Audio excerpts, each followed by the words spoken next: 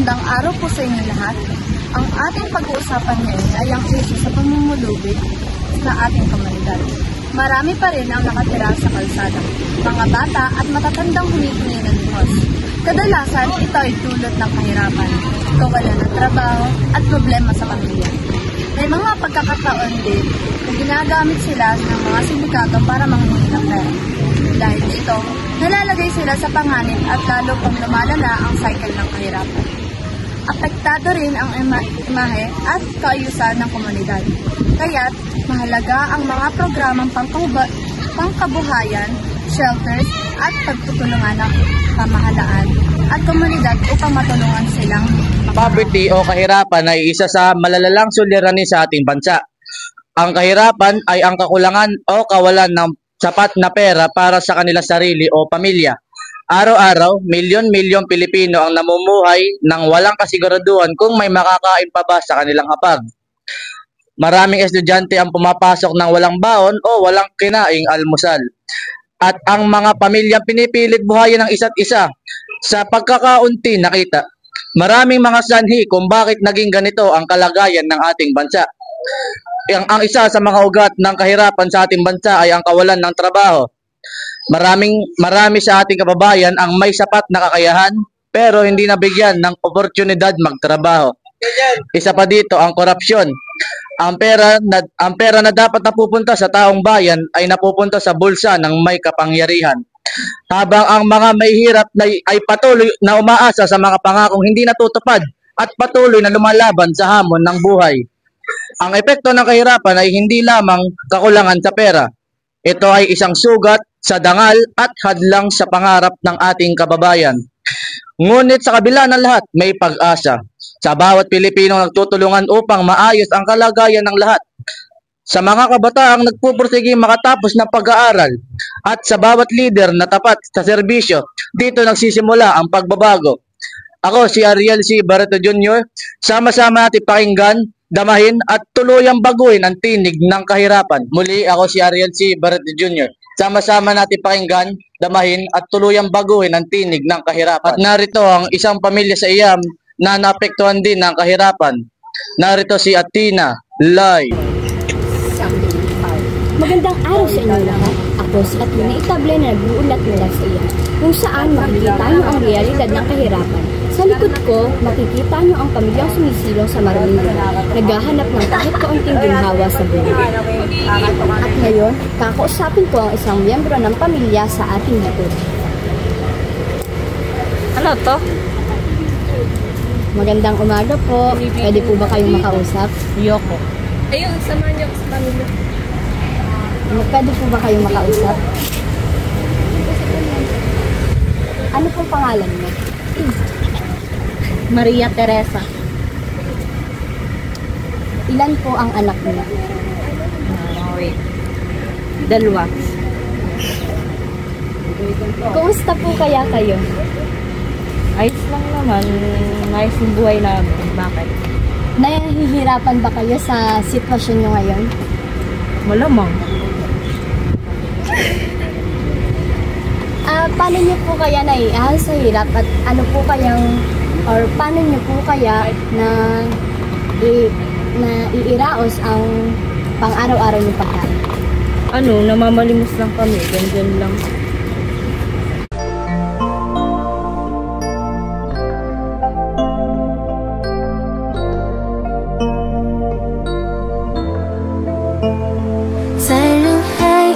相遇，你是日光，我是双每个笑容都浪漫迷人，心跳交汇的距离让我开始期待每。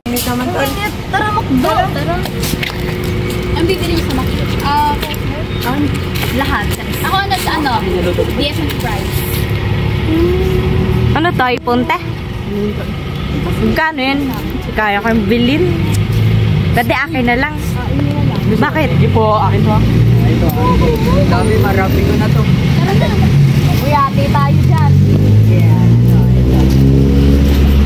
Ate tayo dyan. Ngayon na nasaksihan na natin ang sitwasyon ni Aling Maria Teresa. Ito ay magiging refleksyon ng Pilipino na patuloy na nakikipaglaban sa kahirapan. At ngayon, atin naman tunghayan ang isang dokumentaryo na patungkol sa mga mangyan na nagmula sa Occidental Mindoro. Kahirapan. Ayon sa mga pagsusuri, ang kahirapan ang isa sa mga pinakamalaking suliranin o usapin ng mga tao hindi lamang sa Pilipinas, kundi sa buong mundo. Lalo na sa mga panahon natin ngayon, nahihirapan ang mga tao na makabangon sa kabila ng mga suliranin na dumarating sa ating bansa. Halimbawa na lamang ng dahil sa mga bagyo, kalamidad o mga sakunang dumadaan sa ating bansa at pati na rin ang mga nakakapagtakang mga problema ng gobyerno o ng ating lipunan. Ano kaya ang magiging resulta nito sa ating bansa? Magandang araw po sa inyong lahat. Ako nga po pala si Harold Roselis at ito ang Quezon Rated K, kung saan ating matutunghayan ang epekto ng kahirapan sa Pilipinas. Ngayon ay nandito ako sa isang bundok sa Oriental Mindoro at pupunta tayo sa isa sa mga sitio sa bundok na ito, ang sitio Hinugasan sa Barangay Harrison, Paluan. Nandito tayo upang malaman kung ano ang kalagayan ng ating mga kababayang mangyan sa kanilang lugar. Hoy Neng, punta ka dito, mainit dyan. Anong pangalan mo, Neng? Atina po.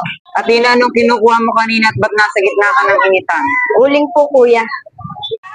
Ano naman gagawin mo dito sa mga kahoy, Neng? Iuuling po. Para sa naman yung mga uling, Neng, anong gagawin mo sa mga uling? Ibebenta po, kuya, para po makatulong kina nanay at tatay para po may pambiling bigas.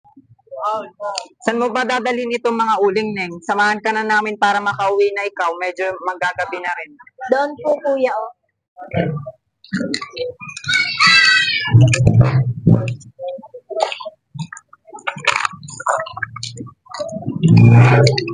Matagal pala talagang paggawa ng uling.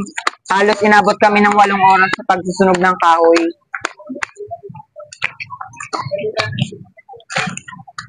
Neng, kumusta naman si nanay at tatay mo? Okay naman po. Okay lang kayo kahit mahirap kumita ang pera? Okay lang naman po kahit walang trabaho si nanay. Bakit nawala ng trabaho ang nanay mo? Natanggal po sa trabaho si nanay dahil babae daw po siya, hindi daw niya po kaya yung pinasok niya. Nasa naman si tatay mo? Wala na po, patay na. Sorry sa pagkawala ng iyong tatay. Lagi mo bang iniisip na sana nandito na lang si tatay mo? Opo, namimiss ko na po si tatay. Simula po nang nawalan ng trabaho si nanay, si tatay po ang pumalit.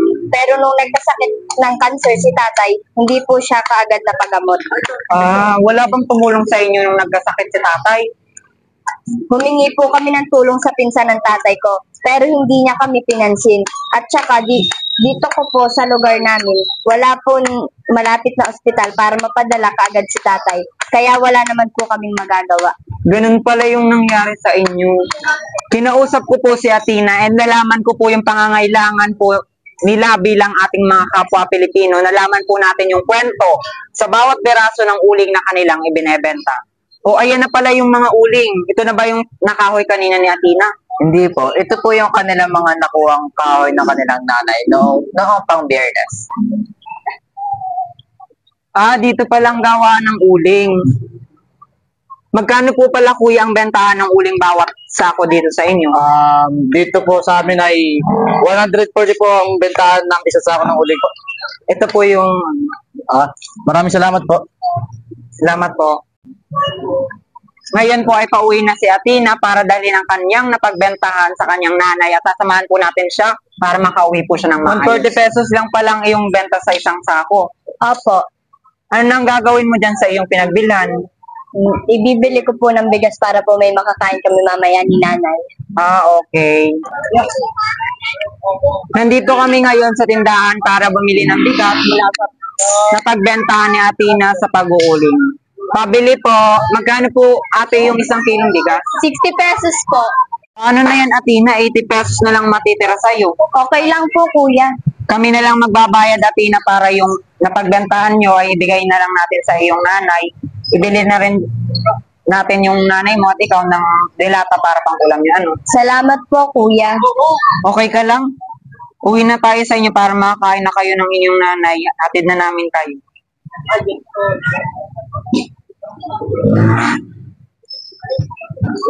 Magandang hapon po, Nanay. Ako po si Kuya Harold. Kami po ay mula sa Quezon Rated K. Nakita ko po kasi si Athena na inyo pong anak. At nagkwento po siya sa akin about po sa story or sa kwento po ng pamilya po ninyo. Ano po? Tuloy po kayo, ikinuwento po pala ng aking anak ang aming kwento. Opo, Nanay. Gusto po sana namin na tumulong sa inyo or sa inyo pong pamilya. Maraming salamat po. Salamat po kuya, ito po ay malaking tulong para sa amin.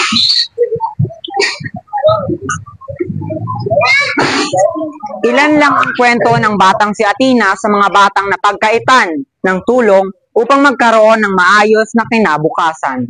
At muli, ako si Harold Roselis, ang inyong lingkod mula sa Quezon Rated K. Maraming salamat po. This is the police.